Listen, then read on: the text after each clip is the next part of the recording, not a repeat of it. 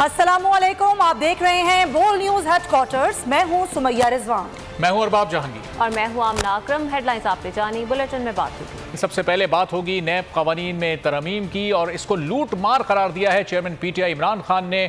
Chairman PTI ने आज यौम सियाह मनाने का ऐलान कर दिया है। चेयरमैन पीटीआई इमरान खान का कहना है कि बड़े चोरों को लूट मार की खुली आज़ादी दी गई है। तीसरी दुनिया में गुर्बत की बड़ी वजह यही है। उन्होंने ट्वीट में लिखा कि करप्ट खानदानों ने सफाक गुरों ने पाकिस्तान की अखलाकियात को तबाह कर दिया है। आज पाकिस्तान की तारीख का यौम सियाह है जब इम्पोर्टेड हुकूमत ने नैब कानून में तरमीम करके एहतसाब का खात्मा किया है। अमरीकी हिमायत याफ्ता हुकूमत की तब्दीली की साजिश के जरिए पाकिस्तान की पूरी मईशत और पॉलिटिकल निज़ाम को पटरी से उतार दिया गया है ताकि इन्हें एक और एनआरओ दिया जा सके। नून लीग के खुर्रम दस्तगीर ने इसकी तस्दीक भी की है।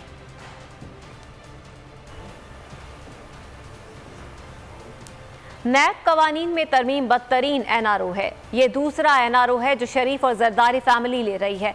नून लीग ने पहला एनआरओ परवेज मुशर्रफ से लिया। रहनुमा तहरीक इंसाफ फवाद चौधरी की तनकीद। कहा कवानीन करप्शन फ्रेंडली बनाए जा रहे हैं। 1100 अरब के केसेस भी तरामीम से खत्म हो गए। तहरीक इंसाफ के दौर में अपोजिशन ने FATF पर ताउन नैब तरामीम से मशरूत किया था। ब्लैक डे मना रहे हैं कि ये जो कानून जो आज इम्प्लीमेंट हुआ है ये एक बदतरीन एनआरओ है जो इस हुकूमत ने खुद को दिया। बददियानती के करप्शन के मुकदमे जो नैब इन्वेस्टिगेट कर रहा था उन 1200 अरब में से 1100 अरब रुपए के मुकदमे जो हैं वो नैब की जुरिस्डिक्शन से बाहर निकल जाएंगे। ये दूसरा एनआरओ है जो ये शरीफ फैमिली और जरदारी फैमिली जो है वो पाकिस्तान से हक रियासत से ले रहे। पहला एनआरओ इन्होंने मुशर्रफ साहब से लिया, वो जरदारी के केसेस भी माफ हो गए और नवाज शरीफ के केसेस भी माफ हो गए। ये अकाउंटेबिलिटी से बचने के लिए हमने इस हुकूमत को साजिश करके बाहर निकाला। ये मैं नहीं कह रहा, ये खुर्रम दस्तगीर कह रहे हैं जो कि बड़े सीनियर वजीर हैं इस हुकूमत की। रियासत का वजीर दाखिला खुद बहुत बड़ा दहशतगर्द है। इमरान खान की कॉल पर पूरा मुल्क बाहर निकला। इलेक्शन की तारीख दी जाए। शेख रशीद की अबूरी जमानत मंजूर होने के बाद अदालत के बाहर मीडिया से उन्होंने गुफ्तगू में कहा कि मैं उर्दू मीडियम का पढ़ा हुआ हूँ, सबका एहतराम करता हूँ। मेरे खिलाफ बयान दिया गया। बताया जाए साजिश और मुदाखलत में क्या फ़र्क होता है।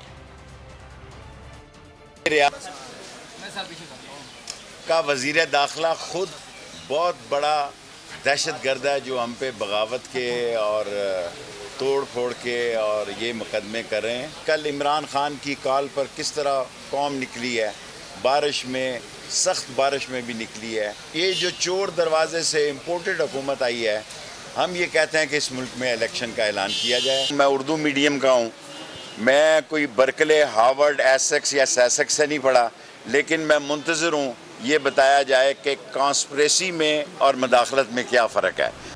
पीटीआई लॉन्ग मार्च के दौरान तोड़ फोड़ का केस। दरखास्त जमानत पर समाअत के दौरान मुराद सईद ने अदालत में बोलने की इस्तदा कर दी। मुल्क के खिलाफ साजिश हुई। स्पीकर ने सुप्रीम कोर्ट को मरासला भेज दिया।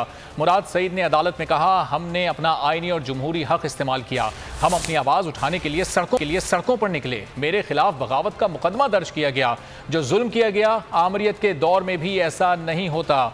गोरा कहता है कि अगर कामयाब हो गए तो आपको माफ कर देंगे। रोज नया मुकदमा दर्ज किया जाता है। हम हल्फ उठाते हैं कि आइन और कानून की पासदारी करेंगे।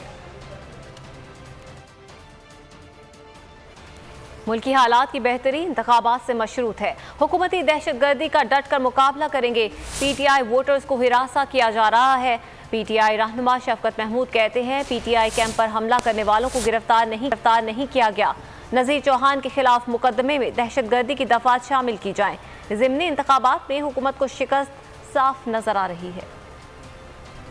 साफ और शिफाफ इलेक्शन ये नहीं चाहते, इनको अपनी शिकस्त यकीनी नजर आ रही है और इसलिए वो सारे हथकंडे जो अपना रहे हैं उसका मतलब है ही ये कि PTI का जो वोटर है उसको डराया जाए, धमकाया जाए और PTI के वोटर को वोट डालने से रोका जाए। इलेक्शन कमीशन को इस चीज़ का नोटिस लेना चाहिए और इंशाल्लाह हम उनको इन हथकंडों को कामयाब नहीं होने देंगे। PTI रहनुमा शिबली फराज कहते हैं कि नैब कानून में तब्दीली चोरों को खुली छुट्टी। 1200 अरब के मुकदमे सिर्फ 100 अरब के रह गए हैं। NRO 1 और 2 की तरह मुल्क की अखलाकी तबाही का बायस बनेगा। तारीख इस साजिश में मुलव्विस किरदारों को कभी माफ नहीं करेगी।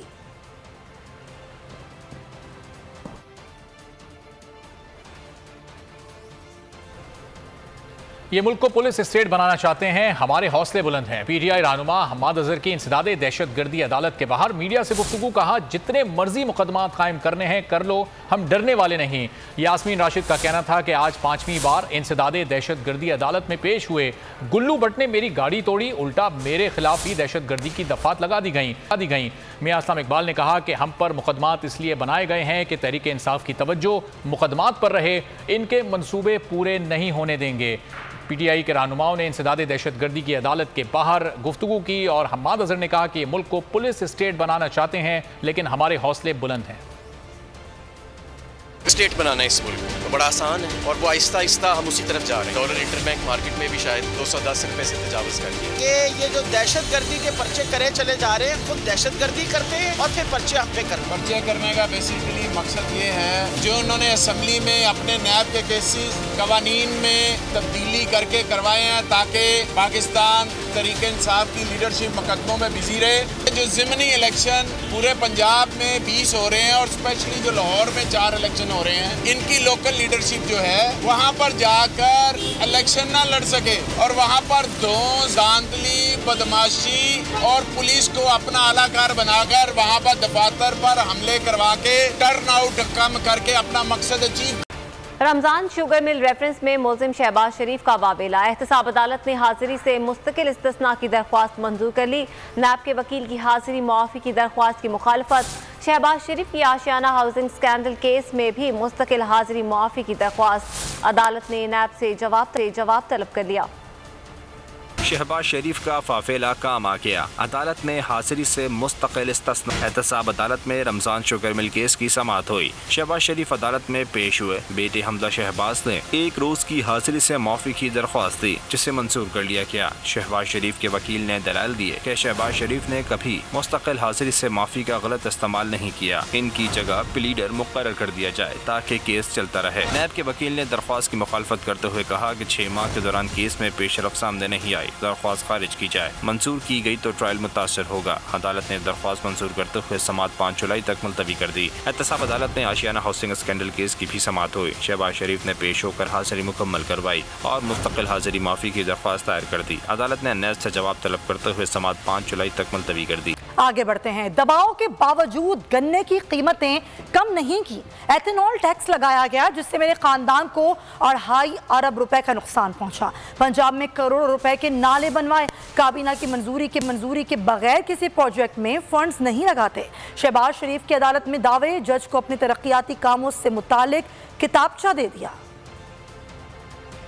बेटों की शुगर मिल्स के सामने नाले की तामीर के लिए 15 करोड़ रुपए चंदा लेने का इल्जाम लगाया गया। पंजाब भर में करोड़ों रुपयों से ऐसे सैकड़ों नाले बनवाए। शहबाज शरीफ की अदालत में दावे। रमजान शुगर मिल रेफरेंस की समाअत के दौरान शहबाज शरीफ ने एहतसाब अदालत के जज को अपने तरक्याती कामों से मुताल्लिक किताबचा दे दिया। जज को मुखातिब करके कहा कि उन्होंने 2014-15 में दबाव के बावजूद गन्ने की कीमतें कम नहीं की। एथेनॉल टैक्स लगाया जिससे मेरे खानदान को 2.5 अरब रुपए नुकसान पहुँचा। 15 या 18 करोड़ की करप्शन करनी होती तो ये काम न करता। शहबाज शरीफ ने कहा कि काबीना की मंजूरी के बगैर किसी प्रोजेक्ट में फंड्स नहीं लगाते। मुझे कौमी जिम्मेदारियां अदा करनी है। इंटरनेशनल वक्त से मुलाकात करना होती है। कभी बिला जवाज हाजिरी माफी की दरख्वास्त दायर नहीं की। बयान के बाद अदालत ने शहबाज शरीफ को कमला अदालत से जाने की इजाजत दे दी। लॉन्ग मार्च के दौरान पीटीआई रहनुमाओं के खिलाफ तोड़ फोड़ का केस। इस्लामाबाद हाई कोर्ट ने साबिक स्पीकर असद कैसर, शेख रशीद की अबूरी जमानतों में 28 जून तक तौसी कर दी।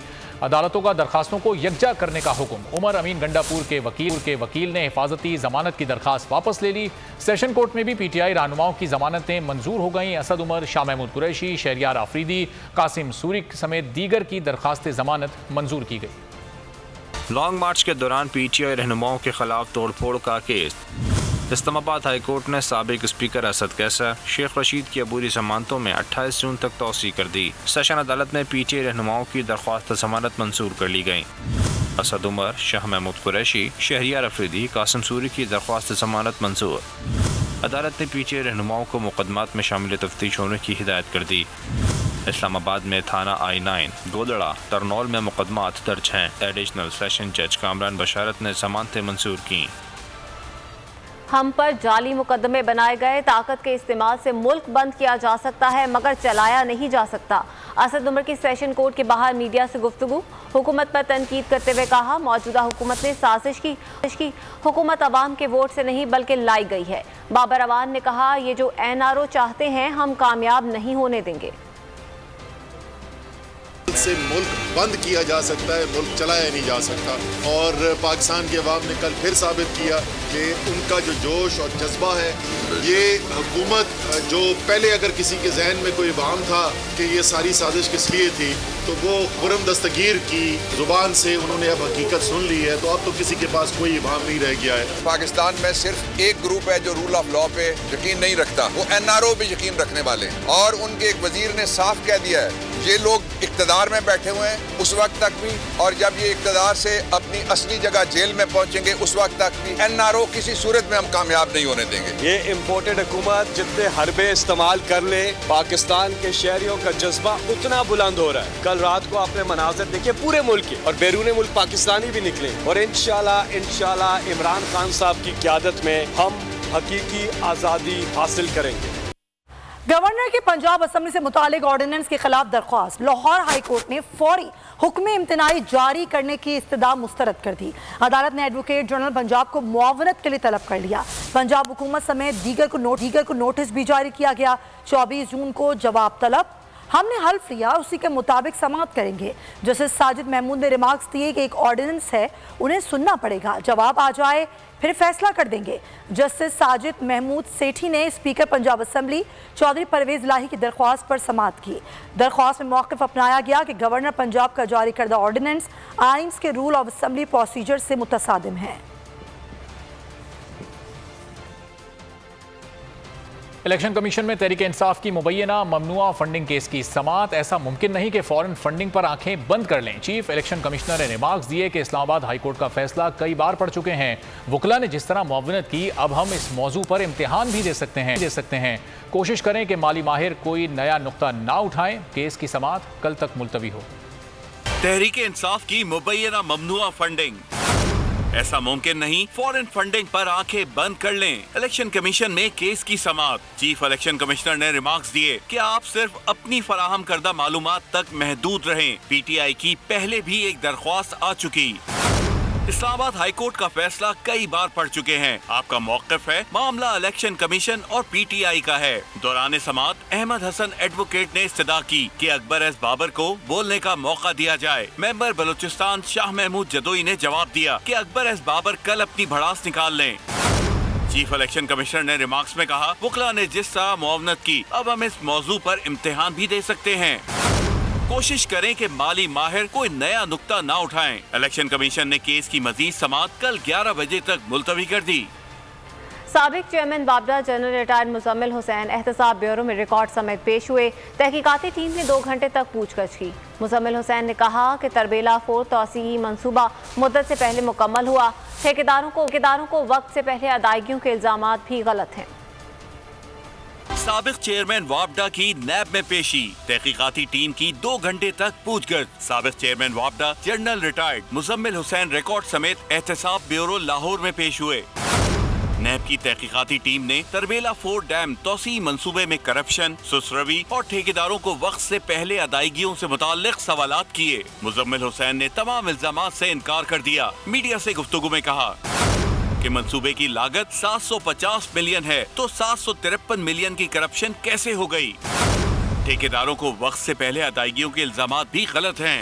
वो एब्सर्ड है, बिकॉज अगर प्रोजेक्ट की कीमत ही 750 मिलियन है, प्रोजेक्ट बिजली भी जनरेट कर रहा है और प्रोजेक्ट जो है वो पहले साल में अपनी कॉस्ट भी रिकवर कर चुका है, तो I will call it A frivolous case. साबिक चेयरमैन वापडा पर गुज़िश्ता 3 साल के दौरान करप्शन और सुस्त रवि के बाइस अरबों रुपए के नुकसान, तरबेला 4 प्रोजेक्ट में 753 मिलियन डॉलर की करप्शन का इल्जाम है।